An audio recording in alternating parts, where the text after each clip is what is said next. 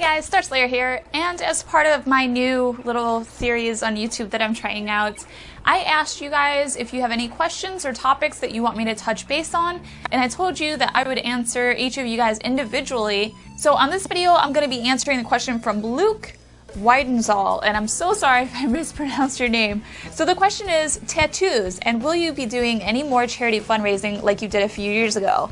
I know, not gaming related, which it's fine. You guys can totally ask me non-gaming related questions. I have like 13 tattoos in total. I have my gamer tag right there across my left fist. I have the heartless symbol here on my arm. I have a Tonberry. I have Mario fighting Bowser.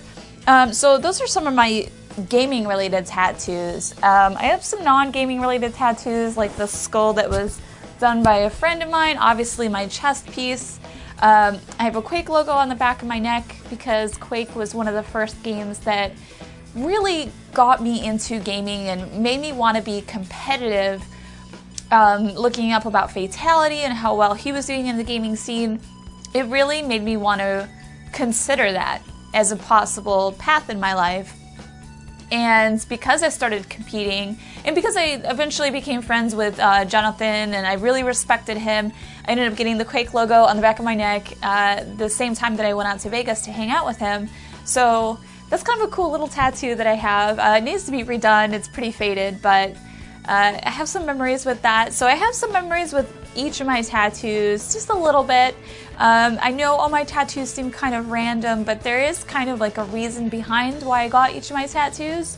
I have a Chinese symbol for dragon on my lower back, which is my very first tattoo, and that one I got because, so it was my first tattoo. I was 18, I did it without my parents' permission, you know, snuck out, went and got it, and I wanted something that was dragon related, because I still am really big in the dragons, but I was like obsessed with dragons at the age of 18. And originally I wanted a giant dragon to go across my whole back. Well, at 18 I couldn't afford that, for one. Plus two, I was like, how will I hide that from my parents?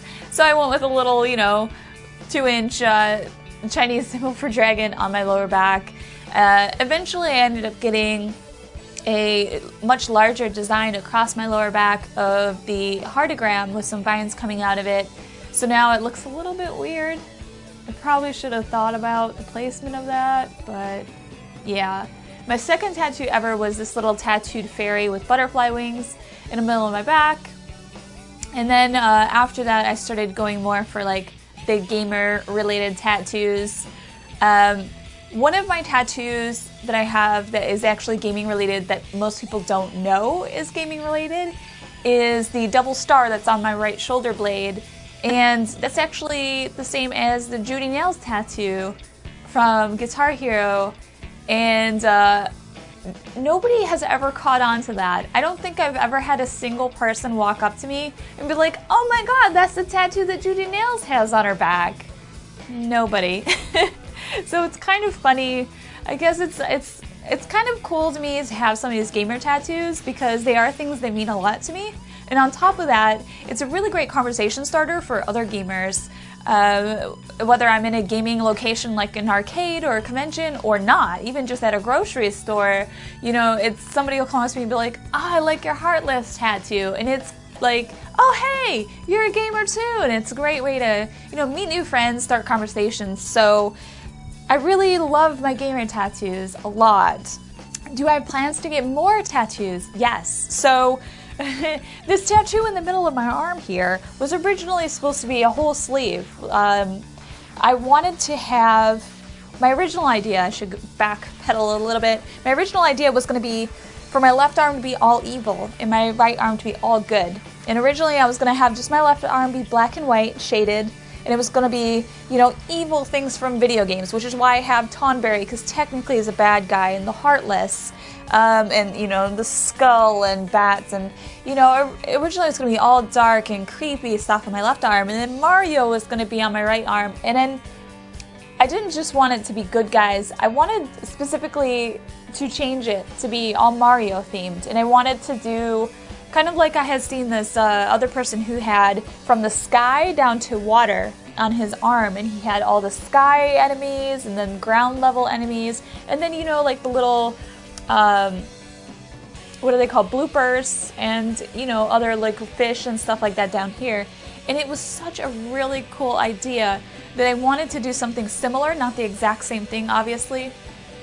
But what happened was we started on it, and then due to the tattoo artist messing up just a little bit, tad wee bit, I decided that I no longer wanted to go with that tattoo artist, and I would wait until I found somebody who I thought could do a really good job of completing my arm. Plus it's going to be really expensive, really time consuming, so I'll get to it eventually. So eventually, yes, I do want to completely finish my right arm, and I want to finish my left arm too, but I feel like it might be easier to do an entire themed arm quicker than it would be to finish this mess. I don't know what's going on over here.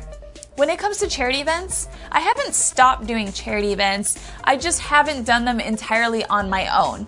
So while I haven't done a large Guitar Hero tournament for charity or anything like I used to do, I've just been helping my friends and some other gamers in the community with their charity events, whether it's helping to get them some sponsors, to get them some prizes, or promoting their charity events, or just being there to play some games with them and help draw some people in and raise awareness of it.